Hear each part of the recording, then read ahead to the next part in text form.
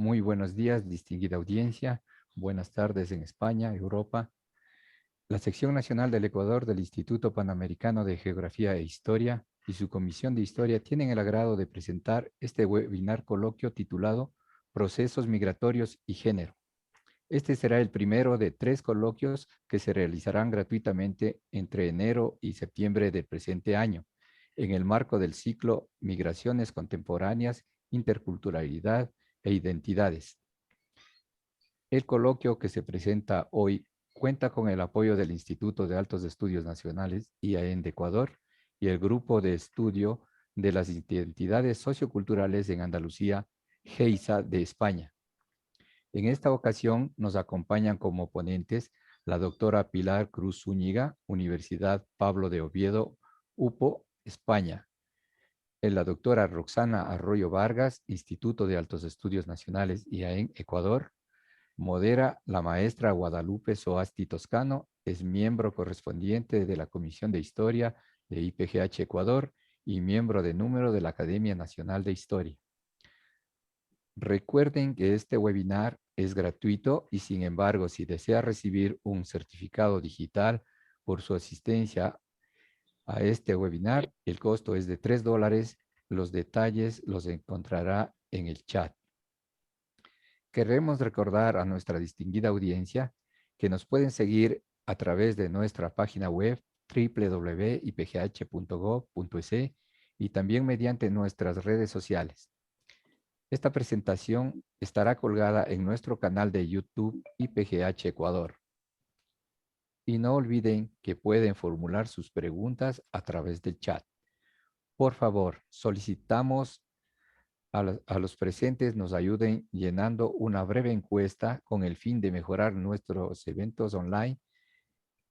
La información lo encuentran en el link que estará disponible en el chat. Por favor, mantener micrófono y cámara apagada para una mejor transmisión. Sin más, démosle la bienvenida a la doctora Guadalupe Soasti Toscano, quien va a moderar este webinar. La doctora Guadalupe Soasti es miembro de la Comisión de Historia de IPGH Ecuador y démosle la bienvenida a la doctora Soasti.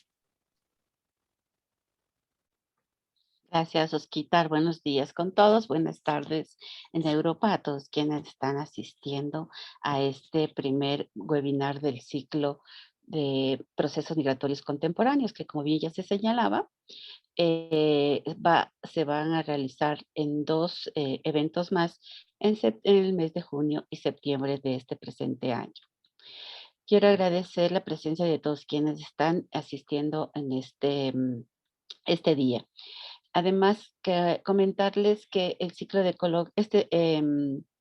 este ciclo de coloquios que se van a desarrollar durante este año 2021 se enmarcan en las temáticas de trabajo que Pilar viene desarrollando desde hace algunos años a través de los diferentes grupos de investigación de los cuales ella forma parte en España, en Brasil, en México y en Costa Rica. Este primer coloquio del día de hoy tendrá una duración de 60 minutos, durante los cuales pretendemos primero abordar las desigualdades de género. Bueno, ustedes pueden mirar en la pantalla las fechas de los próximos dos coloquios de este ciclo de este ciclo de coloquios que se realizarán este presente año. El 22 de junio es el segundo coloquio y el 24 de septiembre el tercer coloquio. Gracias, Pili.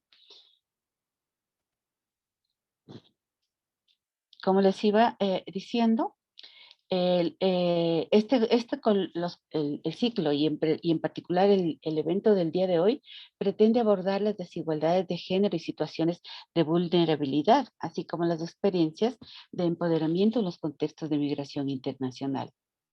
Se busca también mostrar la pertinencia de los análisis desde diferentes perspectivas de las ciencias sociales, para lo cual las dos ponentes, las dos participantes del día de hoy expondrán sus argumentos en torno a preguntas que iré formulando sobre sus ámbitos específicos de investigación. Quiero señalar también que esta va a ser la modalidad de desarrollo de los diferentes coloquios. Pilar Cruz Zúñiga es doctora de Historia de América Latina desde el 2016 por la Universidad Pablo de Olavide de Sevilla y obtuvo el Premio Extraordinario de Doctorado de dicha universidad el 11 de julio de 2017. Se ha desempeñado principalmente como investigadora en proyectos universitarios de la UPO, de la Universidad de Sevilla, proyectos realizados también en España, Colombia, Marruecos y Costa Rica. Es actualmente docente del Departamento de Sociología de la Universidad Pablo de Olavide de Sevilla, UP. Roxana Arroyo Vargas es abogada y notaria por la Universidad de Costa Rica.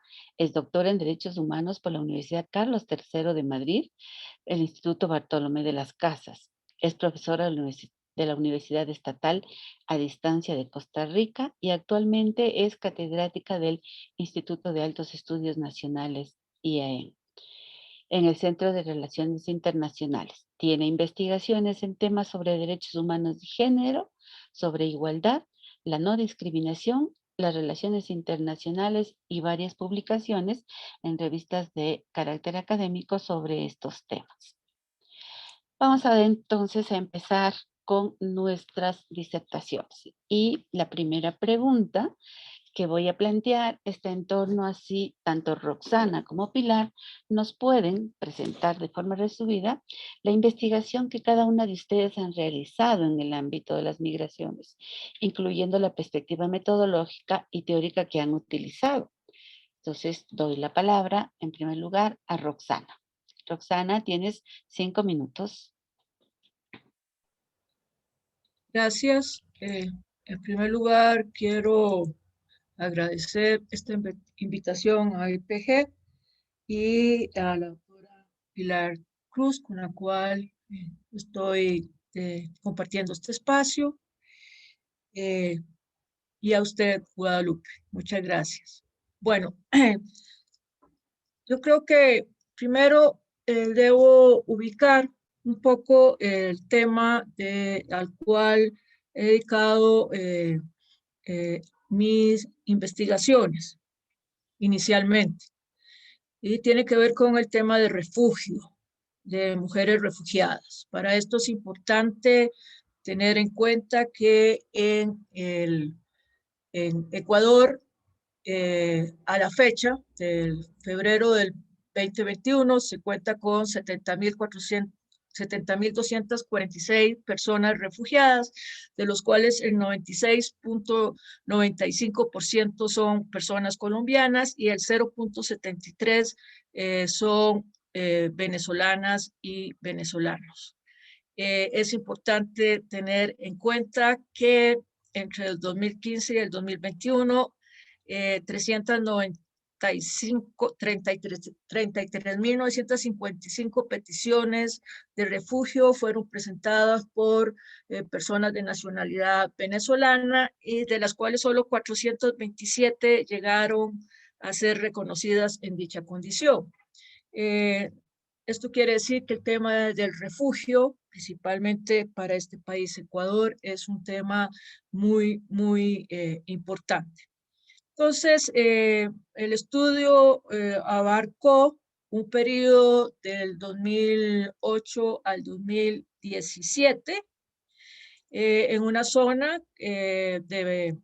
limítrofe de la provincia de Sucumbíos, en la ciudad de Lago Agrio, que es una zona que se caracteriza por ser una zona bastante conflictiva. También es importante tener en cuenta que Ecuador es uno de los países que tiene a nivel constitucional el derecho a la ciudadanía universal, ¿no? Esto es muy importante. Y a nivel metodológico, esta investigación fue compartida con la doctora Claudia Pedone, argentina, la cual tuve el honor de llevar en parte esta investigación y el planteamiento metodológico. El abordaje es un abordaje desde los derechos humanos y la perspectiva de género, vista desde la perspectiva de género, desde la epistemología obviamente feminista. Esta investigación se caracterizó por combinar los métodos de antropología de las políticas con un abordaje cualitativo, adoptando una metodología mixta, adaptadas a las preguntas de investigación que nos hicimos, y principalmente lo interesante es que quisimos hacer, poderlo aplicar al estudio del fenómeno jurídico, que es un método, una propuesta de Alda Facio, donde se hace un análisis de los componentes del fenómeno jurídico. Esto se refiere al componente normativo, al componente estructural en el tema de las aplicaciones de las leyes y al componente cultural en el tema de percepciones. Entonces, el objeto de estudio estuvo a estos niveles, a nivel de la realidad social, que se manifiesta en los discursos y búsquedas para explorar las representaciones y divisiones y formas de significar los fenómenos sociales, y vinculados a el tema de estos fenómenos sociales sobre la incidencia de las políticas migratorias en las trayectorias y estrategias de las mujeres refugiadas colombianas en la zona fronteriza. El abordaje etnográfico transnacional de origen y destino nos permitió explorar el impacto que las políticas tienen en las condiciones de vida de las mujeres migrantes colombianas y sus familias, y principalmente la estratificación de derechos y representaciones sociales. Hasta aquí mis 5 minutos.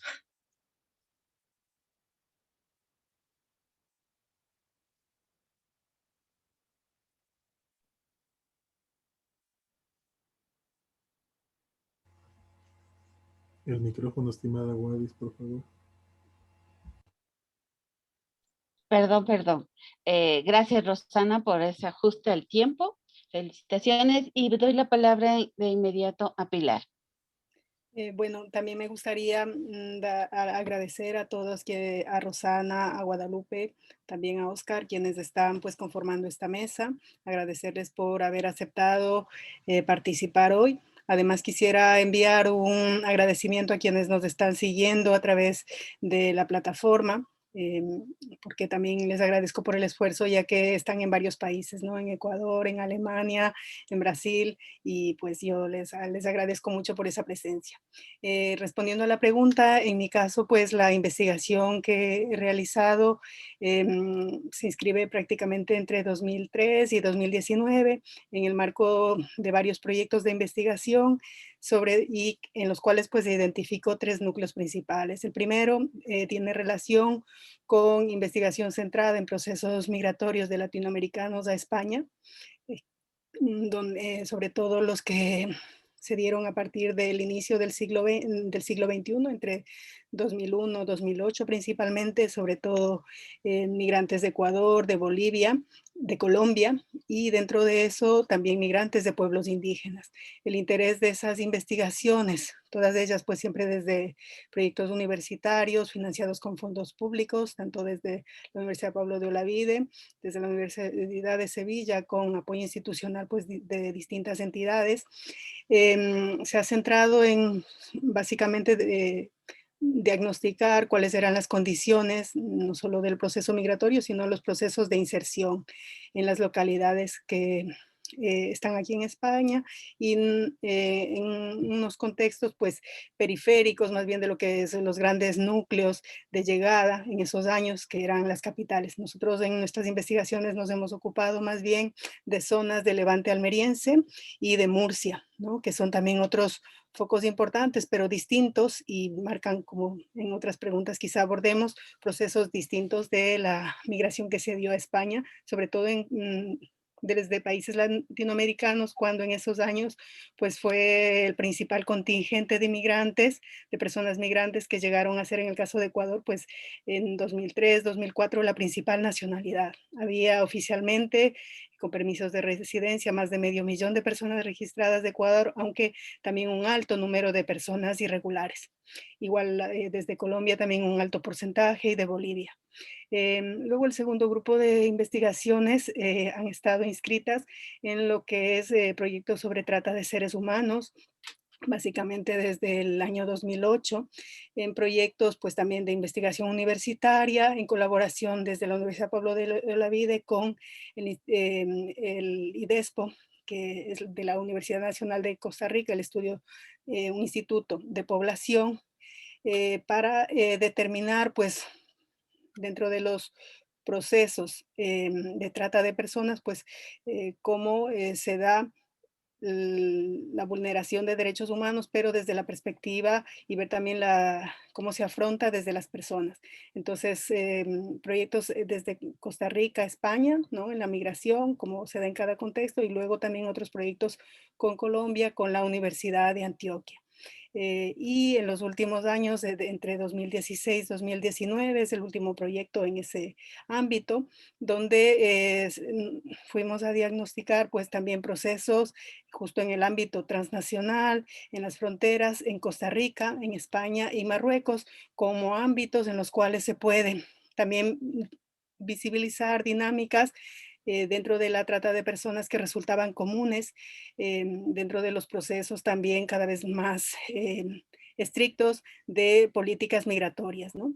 Y entonces eso es también relevante. Y finalmente, el último, digamos, grupo de proyectos está centrado en lo que es el trabajo de empleo del hogar y cuidados a partir de 2010, sobre todo las condiciones de las empleadas de hogar extranjeras en España. De eso pues se ha publicado un diagnóstico que hice para el Servicio Jesuita de Migrantes aquí en España, que se publicó en 2018, y estoy ahora pues también haciendo algunas publicaciones. Gracias.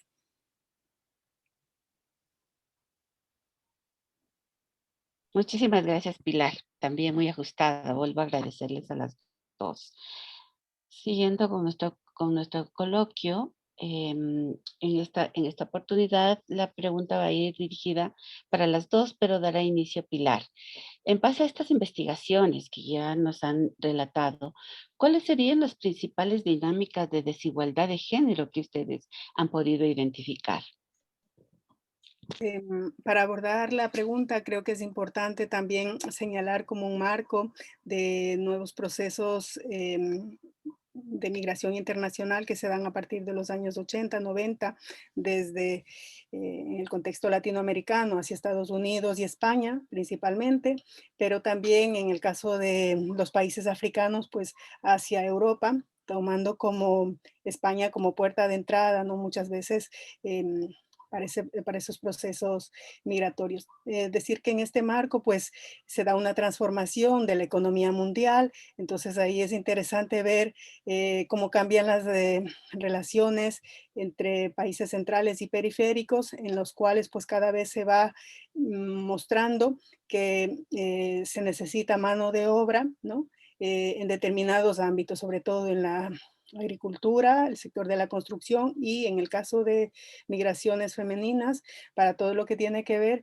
con los sectores de servicios y sobre todo trabajo del hogar y cuidado, como nichos laborales específicos para los mercados centrales. Entonces eso hay que tener en cuenta como ese cambio de demanda a nivel económico mundial, y luego por otro lado que también se dan unos procesos de cambio de relaciones de género en todos los países, no solamente en los países centrales, sino ya en los países de orígenes.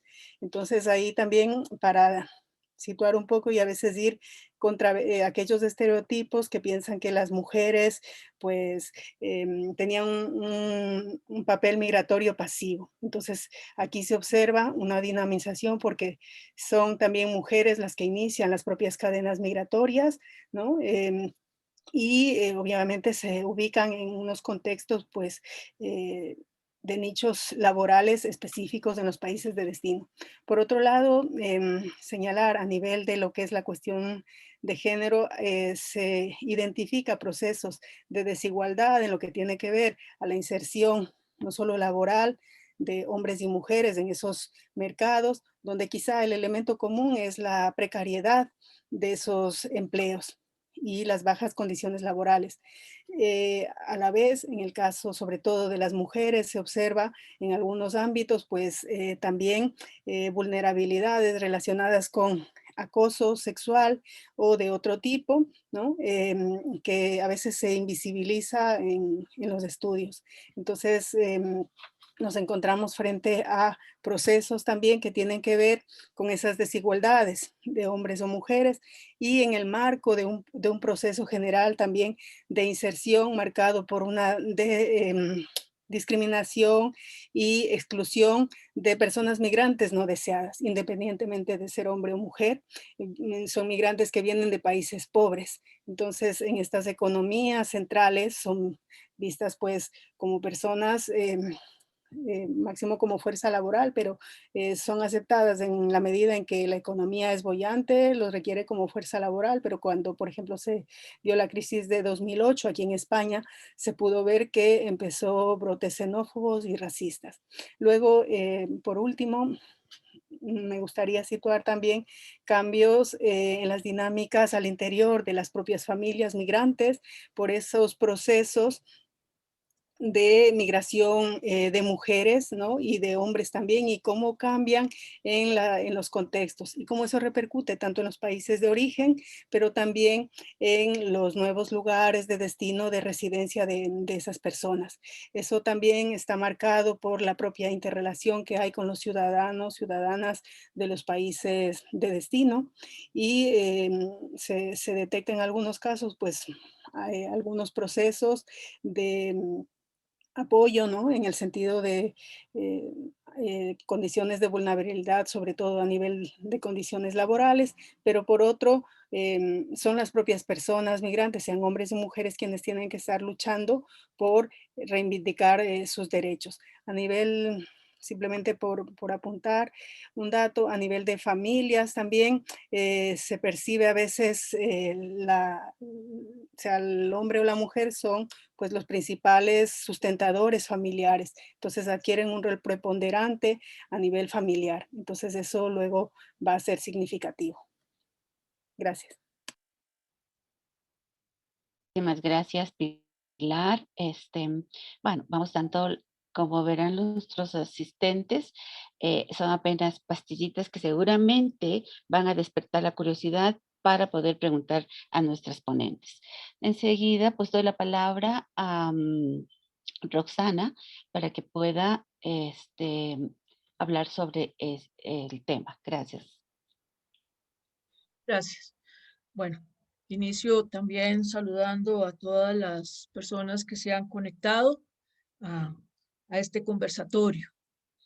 En el tema del refugio y el estudio realizado, es evidente que las mujeres refugiadas llegan a otro contexto que como a nivel general no es un contexto neutral de género. Eso es un dato que siempre hay que tener en cuenta, no solo para el tema de mujeres refugiadas, que fue el estudio más prolongado que realizamos, sino estudios recientes bajo dirección de tesis que he tenido en relación a mujeres migrantes venezolanas.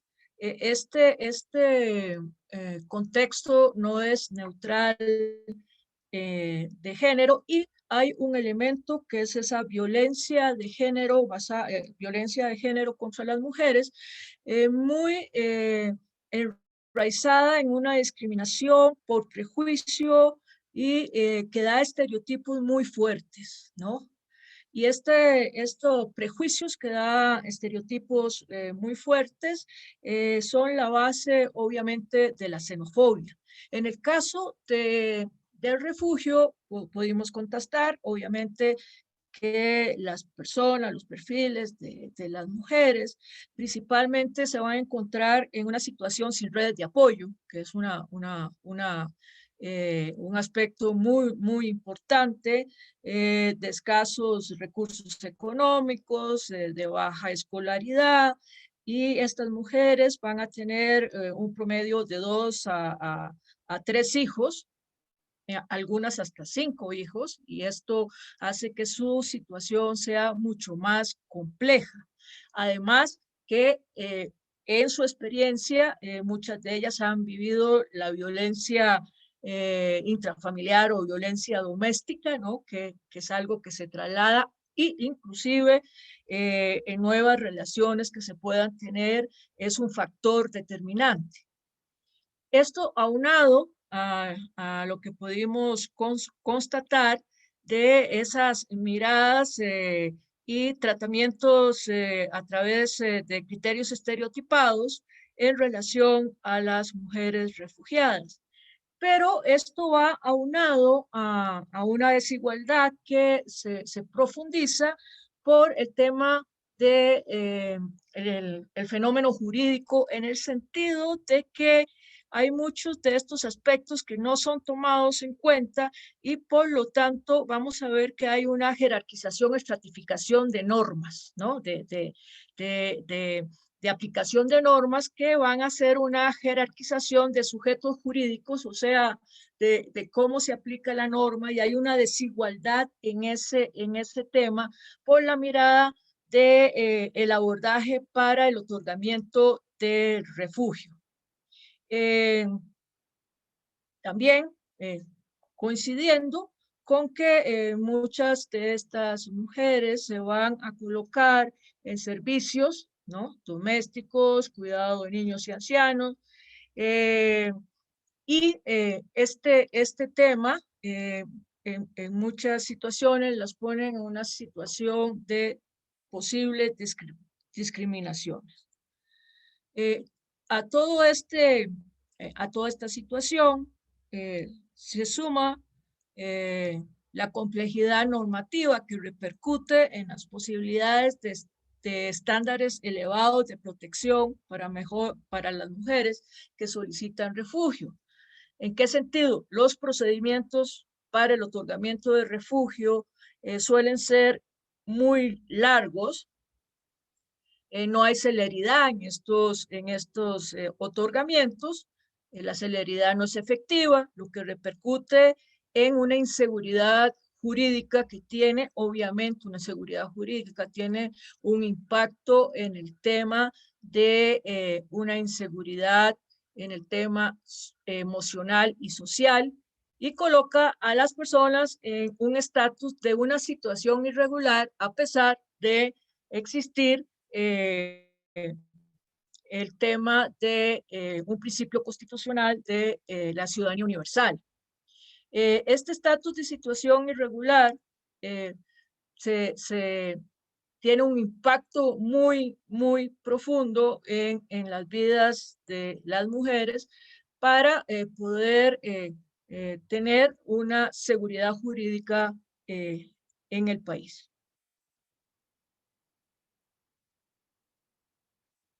Gracias, Roxana. La tercera pregunta que les quiero plantear está orientada de la siguiente manera. ¿Qué procesos de empoderamiento se han podido identificar en estos contextos de movilidad humana para enfrentar las violencias de género? Doy la palabra en primer lugar a Roxana para que nos pueda seguir comentando de su investigación. En este sentido, podemos establecer, ¿no? Que los procesos de empoderamiento en un contexto donde no se dan seguridades, el empoderamiento realmente es muy difícil. Pero aún así debemos tomar en cuenta que en el tema del caso de estudio, las sinergias principalmente entre organizaciones, ¿no? Organizaciones que están encausadas, organizaciones de la sociedad civil que tienen programas de acercamiento para mujeres refugiadas es fundamental. O sea, este empoderamiento se logra a partir de procesos de acompañamiento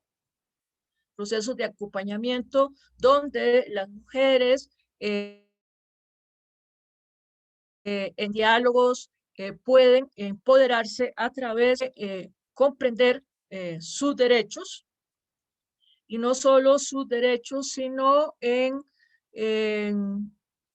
núcleos de reflexión donde pueden desarrollar relaciones de sororidad entre ellas y establecer nuevas redes de apoyo, ¿no? Lo cual es un elemento absolutamente fundamental en este proceso de empoderamiento. Entonces, el acompañamiento con organizaciones locales es fundamental, y la posibilidad, y asimismo, eso da la posibilidad de que vayan surgiendo organizaciones propias de mujeres en condición de refugio, ¿no? O en procesos para el otorgamiento de refugios. En estas experiencias, principalmente organizativas, propias o de acompañamiento, lo interesante aquí es que hay un aprendizaje y elaboración de estrategias contra la violencia contra las mujeres. O sea, parte del empoderamiento de eso es estrategias de aprendizajes para tener una parada en relación a la violencia de género contra ellas a varios niveles, a nivel de sus relaciones con compañeros, compañeros, o en relación a los espacios que pueden ocupar, ¿no? O que pueden tener como violencias institucionales, tales como las mujeres que tienen niños y niñas, ¿verdad?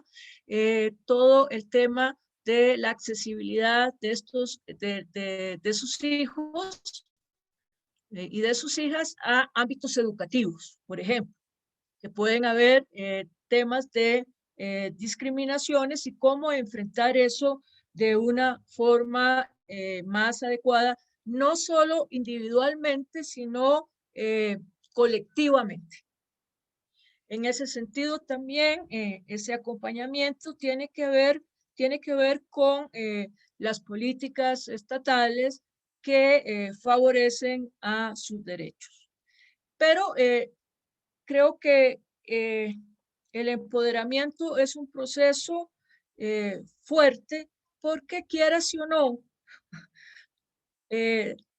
las mujeres refugiadas están en un contexto de una sociedad donde se debate, aunque sea, este proceso de una visión securitista y una visión de garantías, una política basado en los derechos humanos, y no podemos negar que las mujeres refugiadas queden ahí como en un tema de disputa, ¿no? Como los cuerpos de las mujeres son cuerpos en disputa por todas estas condiciones que estoy diciendo, pero sí hay procesos de empoderamiento muy fuertes, y también hay la capacidad de reflexionar sobre lo vivido, ¿no? Y la situación actual. Esos son aspectos que ayudan al empoderamiento de las mujeres refugiadas. Muchísimas gracias, Roxana. Nos queda clarísimo. Cedo la palabra a Pilar para poder mirar esta tercera pregunta. Sí, coincido con Rosana también en varios aspectos dentro de las investigaciones realizadas, en los proyectos en que he participado. También se visibiliza las dificultades para enfrentar desde procesos de empoderamiento difíciles, dificultosos a largo plazo, todas las violencias de género que enfrentan tanto hombres y mujeres. sobre todo en contextos marcados por vulnerabilidad, como ha dicho Rosana, en el sentido de políticas migratorias restrictivas, ¿no? Donde la garantía de derechos pues no está asegurada y si bien hay unas leyes magníficas en cada país, ¿no? Pero en la práctica eso no se da. Entonces, dentro de yo lo ubico como tanto la trata de personas como los procesos también de migración forzada, donde está la migración económica que han tenido que hacer las personas, tanto hombres y mujeres, porque han tenido y se han visto obligados por salir de sus países a buscar nuevas condiciones de vida, pues es difícil ese empoderamiento, ¿no? Se han identificado una heterogeneidad de situaciones, básicamente a nivel individual y colectivo. Como señala Rosana, es importante ese proceso a través de colectivos como creación de redes de apoyo, ¿no? Que permiten a las personas, por un lado, acompañar esos procesos, pues en principio de duelo, de sufrimiento, de inserción en sociedades nuevas y distintas, pero por otro lado también mayor conciencia sobre los derechos como trabajadores, como personas, en definitiva, en nuevos contextos, ¿no? Pero sí, creo que pasa también por identificar situaciones de superación a nivel individual y la voluntad de hacer y ser partícipes de esos procesos de trabajo colectivo, que a veces es también complicado, porque independientemente pues de las nacionalidades, a veces es difícil que las personas migrantes o incluso dentro de situaciones más difíciles, como son aquellas que son víctimas de procesos de trata de personas, pues a veces por sus situaciones se vinculen a asociaciones. Entonces es muy meritorio, por ejemplo, todas las asociaciones de las propias personas inmigrantes o, por ejemplo, identificando casos concretos de asociaciones de trabajadoras del hogar y de cuidados, ¿no? Que están enfrentando procesos de lucha para garantizar no solo sus derechos laborales, sino también igualdad de condiciones y no discriminación como personas migrantes, pero también que haya y se enfrenten situaciones de violencia, como he dicho, por ejemplo, en el ámbito del trabajo doméstico, casos de discriminación, de acoso, pero también situaciones cotidianas de humillación, ¿no? Que se puede decir violencias de baja intensidad, que también están minando la condición de esas personas, sobre todo cuando esas humillaciones pues están propiciadas por mujeres. Entonces, ¿qué reflejan? Como decía Rosana al principio, pues las sociedades también de destino son sociedades sexistas, ¿no? Hay sexismo y a veces pues hay las propias mujeres que tampoco propician estos ámbitos de solidaridad, de sororidad que se puede plantear. Entonces, esos aprendizajes, pues en los proyectos que he participado, a nivel de población, tanto inmigrante con población autóctona, es decir, español en este caso por las localidades donde residían, pues a veces esos encuentros son complicados cuando hay marcos de referencia distintos sobre lo que debe ser los valores, ¿no? De empoderamiento y cuáles son los marcos, pues, en los cuales debería darse esos procesos. También dentro de esos procesos de empoderamiento creo que es vital que a nivel individual se trabaje el tema de autocuidado, ¿no? Como una forma de tener conciencia de valoración personal para así superar todos esos márgenes de dificultad que hay, porque, por ejemplo, en personas, en mujeres que en los países de origen tenían una profesión, un trabajo autónomo, cuando llegan a los países de destino, pues se ven marginadas a trabajar, por ejemplo, en el campo, en empresas agrícolas, ¿no? Hortofrutícolas, o también aquí en España, por ejemplo, a trabajar de empleadas del hogar o cuidando ancianos. Entonces, esos procesos también de desplazamiento que a nivel personal, pues va creando situaciones de depresión, ¿no? Y en el marco, por ejemplo, de la COVID-20, entrevistando a personas y líderes de asociaciones de empleadas de hogar, pues han manifestado las grandes dificultades de soledad o incluso el aislamiento, que en el caso de las trabajadoras internas del hogar se han visto obligadas a quedarse con las familias y no poder salir, o con la persona que cuidan no poder salir, con lo cual se rompe toda la relación. En el caso ya más extremo, por ejemplo, de personas que son y viven situaciones de trata de personas. Eso es un ámbitos extremos de vulnerabilidad donde las situaciones de empoderamiento son muy complicadas.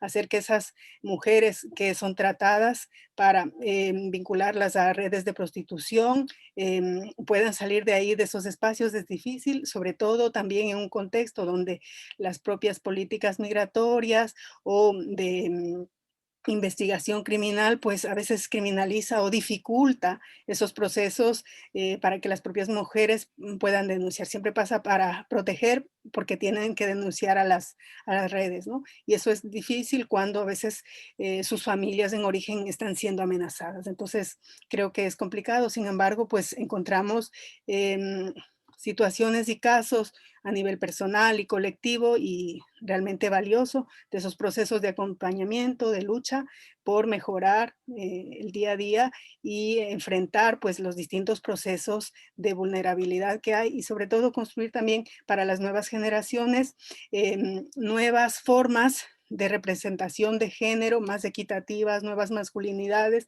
donde ya no se den esos estereotipos, por ejemplo, que hay con las que se construye sobre las mujeres más sexistas, ¿no? O marcadas en el cuerpo. Entonces eso creo que también es importante y valioso.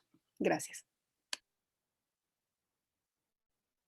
Gracias, Pilar. Gracias, Roxana. Creo que por el tiempo y por las preguntas tan interesantes que he encontrado en el chat, vamos a dar paso más bien a leer estas preguntas para que ustedes puedan en en un minuto y máximo dos, dar respuesta. La primera pregunta o la primera inquietud viene de parte del profesor o del asistente Miguel Ruano. Él nos dice, la información dada no está tomando en cuenta a los ciudadanos que están ilegales en el país, que es un buen número. La pregunta será, ¿qué el análisis que se realice qué del análisis que ustedes han realizado estarían dentro de la verdad?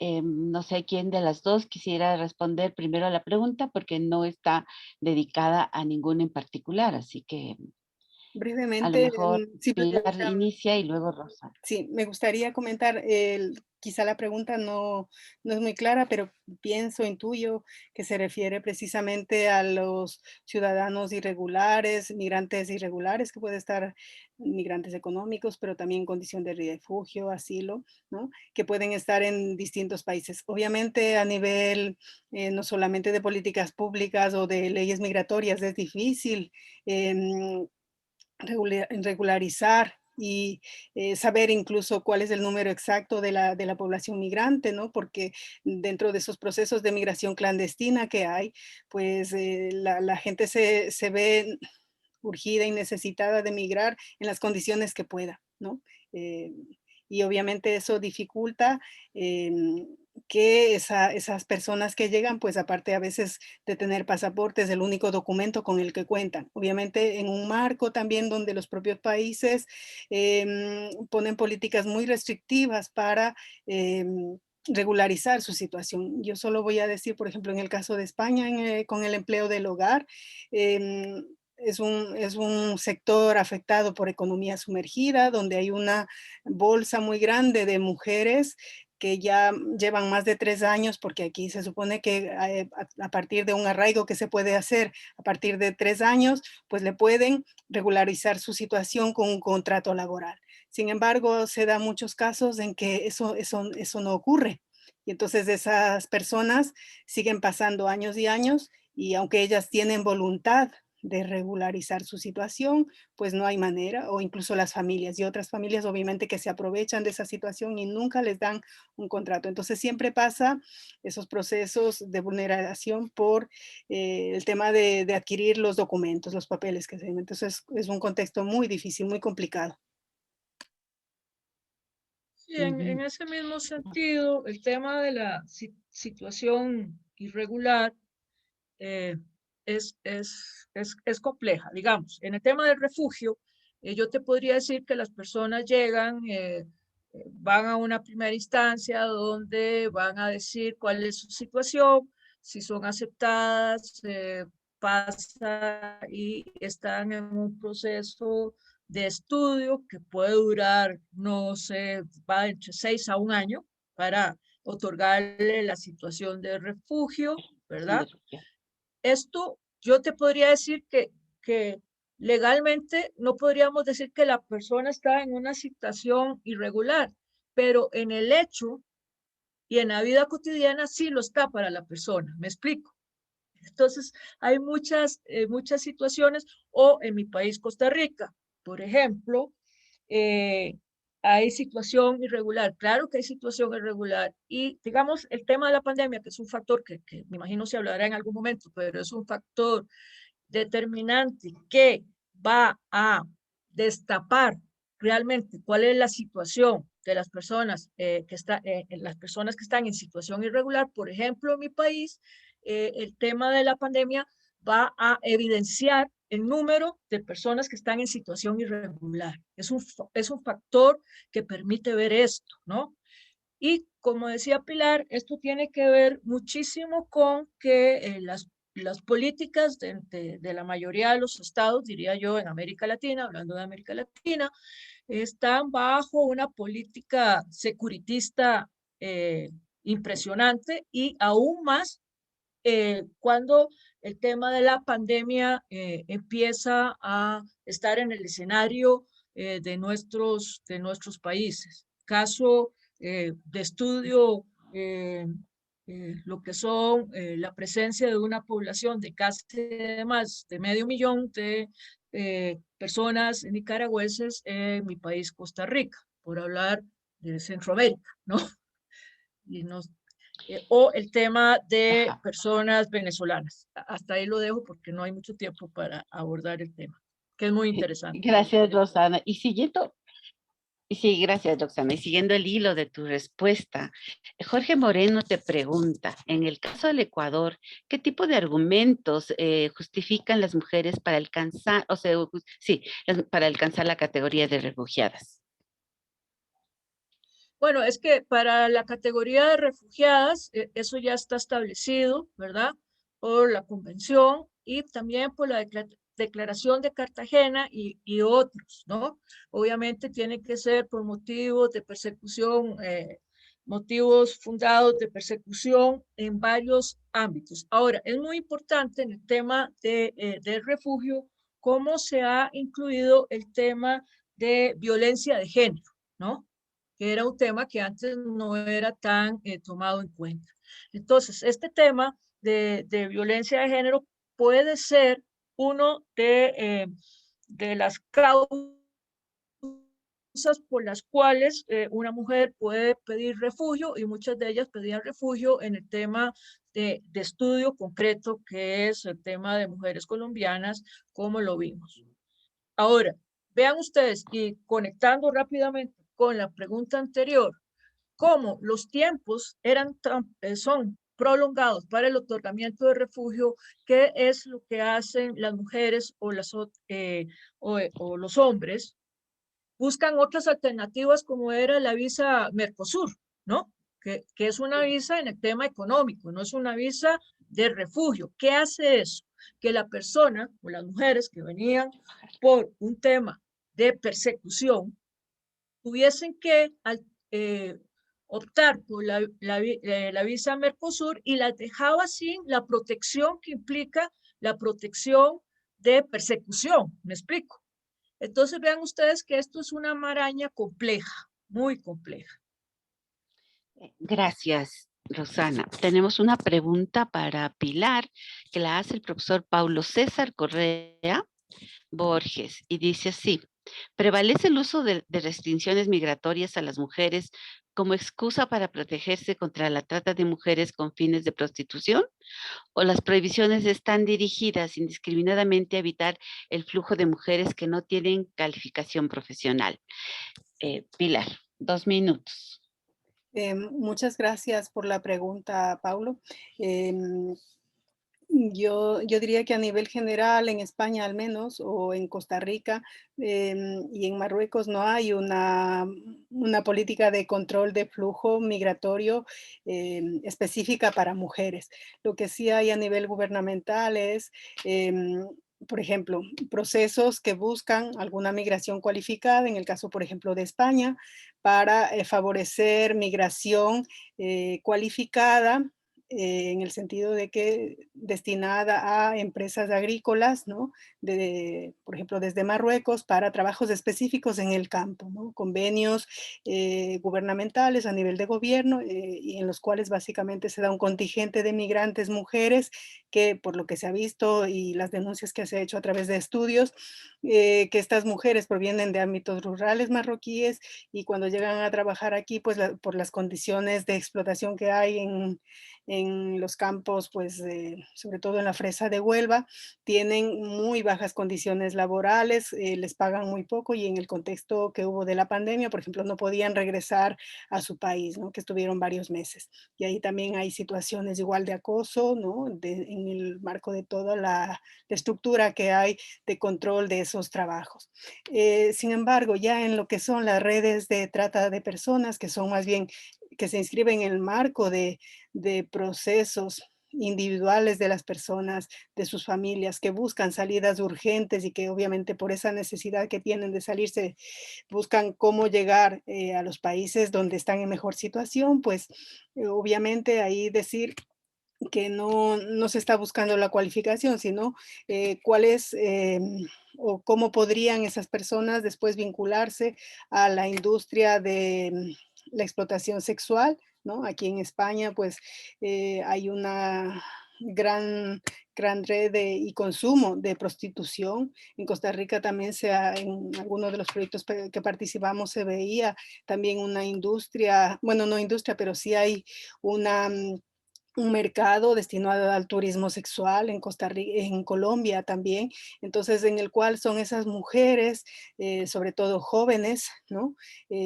Que van a nutrir esos ámbitos de explotación sexual y obviamente ahí no se tienen en cuenta esas calificaciones profesionales. También es muy complicado salir de esas redes y cuando intervienen, por ejemplo, la policía o los órganos judiciales, pues también es difícil a veces que colaboren con la propia justicia porque pasa por denunciar, como decía antes, a esas redes para poder ser protegidas, ¿no? Y a veces pues la única protección que reciben van a casas de acogida, sin embargo, en otras circunstancias son expulsadas también del país. Entonces son situaciones complejas también de actuación de política pública y no solo dependiendo de la propia condición que pueda tener esa persona de formación o de su aspiración a construir un mundo mejor. Obviamente es muy complicado. Tal vez si me dejas agregar algún aspecto, yo creo que eso va también con lo que hemos hablado, o sea, en el tema de políticas públicas que cada vez son más securitistas y menos garantistas. Yo creo que los estados tienen una alta responsabilidad al respecto. ¿En qué sentido? En que hay mucho más posibilidad de que las mujeres o que las personas eh, busquen el, el tráfico, ¿verdad?, de personas para poder ir a otro país y resulta, no siempre, pero puede resultar en trata. Y como la trata tiene que ver con redes criminales, ¿no? Este proceso de políticas tan restrictivas abren la posibilidad a todo el tema de tráfico de personas, ¿no? Porque la gente podría decir, bueno, es que sí, la gente se va en el tráfico, porque es que no, es que esto responde a una situación muy de una violencia estructural tan fuerte, ¿no? Y por más tratados que hay, por más en el tema de la trata de personas, y principalmente en ciertos corredores es impresionante, ¿no? Bien, gracias Rosana. Y aprovecho tu presencia en esta pregunta para, hacer extensivas las felicitaciones de María José Vizcaíno y a la vez preguntarte, o más bien dicho, presentar la inquietud que tiene María José. Dice, ¿existen datos sobre la migración de personas LGTBIQ en Ecuador?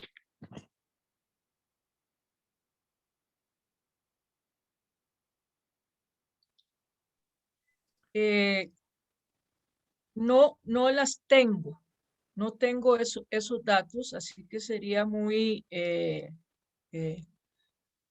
pero tienen que, tiene que haber. Ahora, lo que sí te puedo decir es que en este momento en que vivimos, porque yo creo que hay que tener muy claro que un factor muy importante que estamos viviendo es el tema, y hace mucho más difícil, es el tema de la pandemia. ¿Ah? Porque bajo el tema de la pandemia también tiene un trato eh, muy fuerte, un trato que tiene un peso mayor sobre las personas en situación de movilidad en nuestros países, ¿verdad? Pero no tengo el dato exacto de personas, personas del movimiento LGTBI en este momento en Ecuador. Gracias, Roxana. Y en honor al tiempo, se me quedan tres preguntas, una de Miguel Roano, otra de Cristian Garbí y una de Auria Kerkur, el MIAT, que son interesantes, porque, por ejemplo, la de Auria nos pregunta sobre el impacto religioso, ¿no? Entre las mujeres musulmanas que han ido hacia Europa y ese choque, se podría decir, con la sociedad cristiana europea, ¿no? Entonces, ¿cómo se ha visto eso? Y yo creo que estos van a quedar como inquietudes tanto a las investigadoras como a los participantes de los siguientes coloquios, ¿no? También nos dice qué opinan sobre los inmigrantes, sobre las mujeres de parte de sus familiares en los países de origen. Entonces, también como que ella detecta esa falta de conocer en el país de origen cómo están viviendo la migración del familiar que ha salido, ¿no? Hacia el país de destino.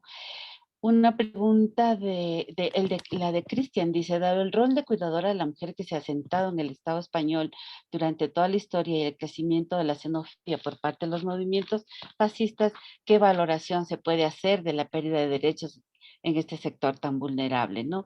Y a la vez también pide una opinión de ustedes respecto de la victoria de Bolsonaro en Brasil y luego, bueno, pues este problema pues nos ha despertado muchas inquietudes desde todos los ámbitos, político, social, económico, así que agradecer a las dos expositoras, agradecer a Pilar la invitación a moderar este coloquio y desearles muchísima suerte en los dos restantes.